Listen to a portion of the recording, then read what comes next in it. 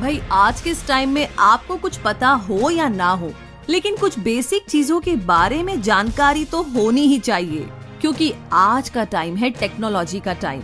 नमस्कार दोस्तों, आप सभी का स्वागत है एक बार फिर से क्विक सपोर्ट चैनल में।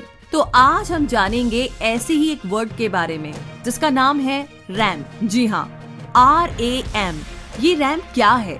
तो इस शब्द से ऑलमोस्ट सभी स्मार्टफोन यूजर्स परिचित हैं, क्योंकि जब आप नया मोबाइल लेने जाते हैं तो आपके मन में यही सवाल रहता है कि आपको कितनी रैम वाला मोबाइल लेना चाहिए, जिससे कि आगे चल करके आपको किसी भी परेशानी का सामना ना करना पड़े। रैम की अगर बात की जाए तो कंप्यूटर हो, लैपटॉप हो या फिर आपका मोबाइल, सभी डिवाइस में ये बहुत ही इम्पोर्टेंट चीज है, क्योंकि इसके कारण ही कोई भी डिवाइस बेहतर काम करती है।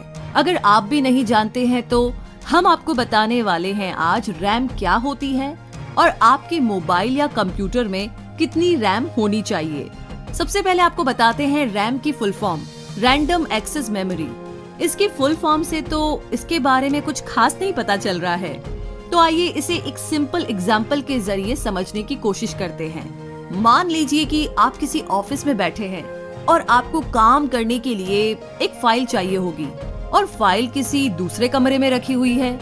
तो जब भी आपको काम करना होगा तो आप दूसरे कमरे में जाएंगे और इस फाइल को ले आएंगे और डेस्क पर रख करके उस फाइल पर काम करने लग जाएंगे।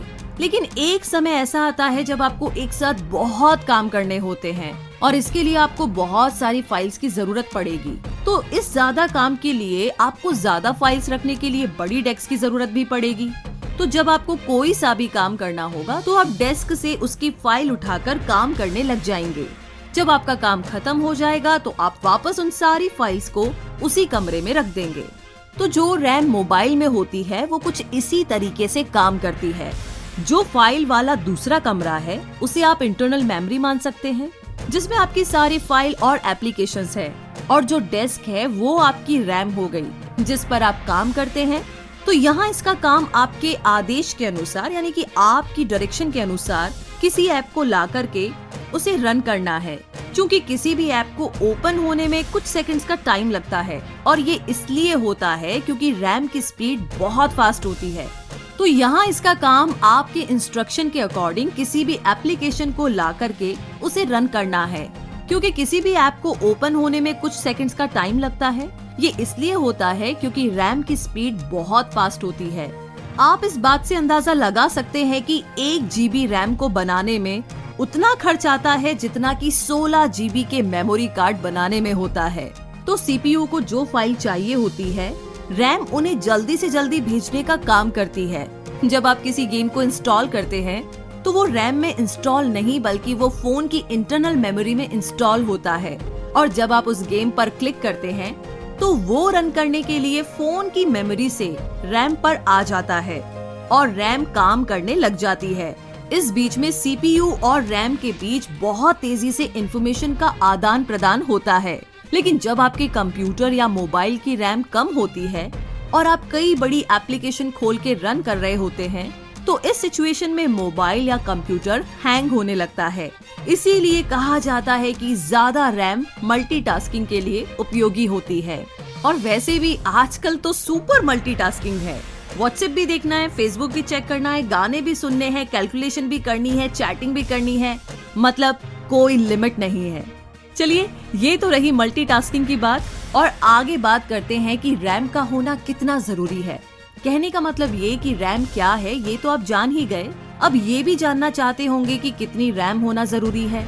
तो आज के टाइम में देखा जाए तो किसी भी मोबाइल में कम से कम 2 GB रैम तो होनी ही चाहिए, क्योंकि आजकल की एप्लीकेशन का साइज धीरे धीरे करके बढ़ रहा है। जैसे फेसबुक की बात करें तो वो जब ओपन होती है तो 200 से 300 MB रैम खर्च हो जाती है। और फेसबुक ही नहीं बल्कि बाकी के सारे एप्लीकेशन के साइज अपग्रेड होने के साथ इनके साइज भी बढ़ते जाते हैं।